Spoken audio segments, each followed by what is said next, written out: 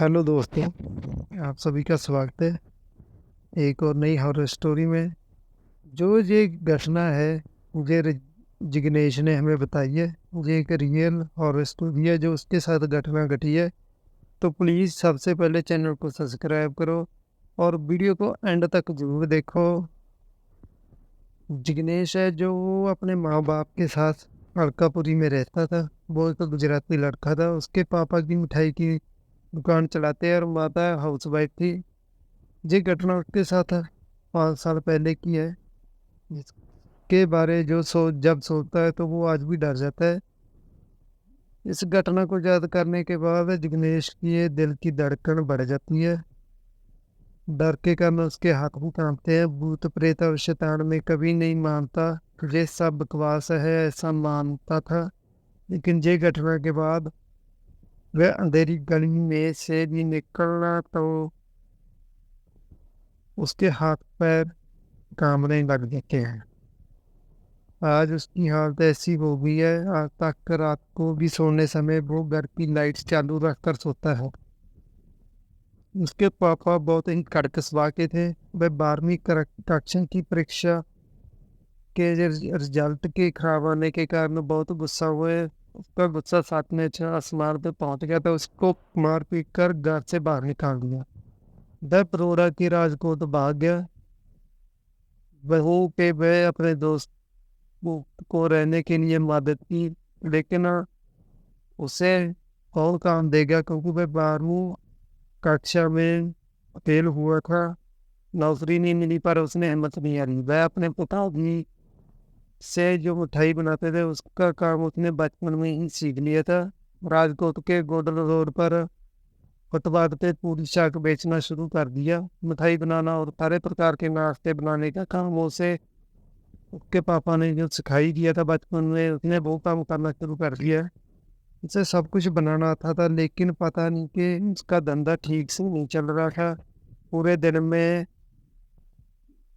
ज्यादा से ज्यादा 2-3 ग्राहक आते हैं, इसलिए उसने बनाए हुए सारे नाश्ते फेंकने पड़ते। गोल्ड रोड पे उसने जहाँ पे लारी खड़ी की थी वो बहुत ही भीड़ वाली जगह थी। इसके सामने सारी लारी पे भीड़ लगी रहती और वो का काम बंद रखा। उसने आखिर में हार मान लिया, सब कुछ बेचकर घर वापस जाकर पिताजी के सिर पैर पकड़ कर माफी मांग ली। उस दिन वो दोपहर के 12 बजे डर की घटना शुरू हो गई थी। वह अपनी लारी के पास खड़ा था। आसपास में बहुत भीड़ नहीं थी। इसके पास में दीपार पे पेशाब करने के लिए गया और उसे जोरदार झटका लगा। वहीं पे एक भयंकर आवाज सुनाई दी और उसके होश उड़ गए।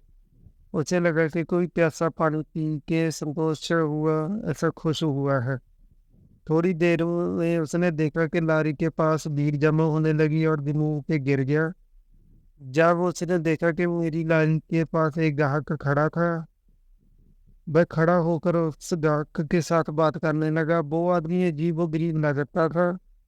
उसने उसे कहा कि तुम्हारे पास जो खाने का नाश्ता है वो मुझे पैक करके दे दो। तुम्हारा पैक करने से पहले उ- उसने पैसे भी दे दिए। उसकी खुशी का कुछ खाना ही नहीं रहा क्योंकि उसका कभी जो काम ठीक से चल नहीं रहा था वो एक दिन में सब कुछ बिक।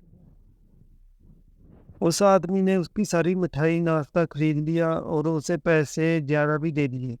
इसलिए इसकी हिम्मत बढ़ गई और वडोदरा वापस जाना उसने ताव कर दिया। वो आदमी हर रोज आता और सारी मिठाई और नाश्ता खरीद लेता। एक बार वह बाहर वो के गया और उस दिन लारी निकाली नहीं। दूसरे दिन लारी लेके वो जब काम पे पहुंचा तो वो आदमी उसके सामने आके खड़ा हो गया और गुस्से से ना होकर उसके सामने उसको घूरने लगा। उसने दिनेश से सिर्फ उतना ही कहा कि मैंने तुम्हारी तकलीफ में मदद की और तूने मुझे कल भूखा रखा, इसका बदला होगा। अब तुम्हारे इसकी सजा होगा। बस रे इतना ही बोलकर दीपार के पास खड़ा पत्थर तरफ गया और वह पेशाब करने के लिए गया था। बाहर जाके वो अचानक गायब हो गया। उसकी धमकी और गायब हो जाना से देखकर उसके पसीने छूट गए। उसी साल उसने दारू पे रखे राजकोट की टिकटें तो ली और वडोदरा चला गया। पिताजी से माफी मांग ली। अब वो राजकोट शहर से दोबारा नहीं आया, देखना नक्शा भी नहीं देखना चाहता। अब तो हर समय उसे यही डर लगता है रहता है कि वो रहस्यमयी प्रेत उखाड़कर से के साथ बदला लेने के लिए न बात। उसने ये सब उस कहानी अपने पिता को बताई। उसे पंडित के पास ले जाया गया और पंडित ने उसे पता क्या बोला कि तुम्हारे पितर है जो तुम्हारी रक्षा कर ले रहे थे, इसलिए तुझे कुछ नहीं हुआ, वरना तुझे अपनी जान देनी पड़ती अगर जहाँ पे नहीं आते तो। इसलिए उन्होंने अपने जो देवी देवता को पूजा की होगी। पंडित जी ने उसे धागा और तबीज बांधा। इसके बाद उसे वहां पे वो कभी बाप से राजकोट में हो गया और वो अपने पिताजी के साथ उसकी दुकान पे हाथ बढ़ाना शुरू कर दिया। तो दोस्तों, बताना आपको ये कहानी कैसी लगी। प्लीज चैनल को सब्सक्राइब जरूर कर देना। धन्यवाद।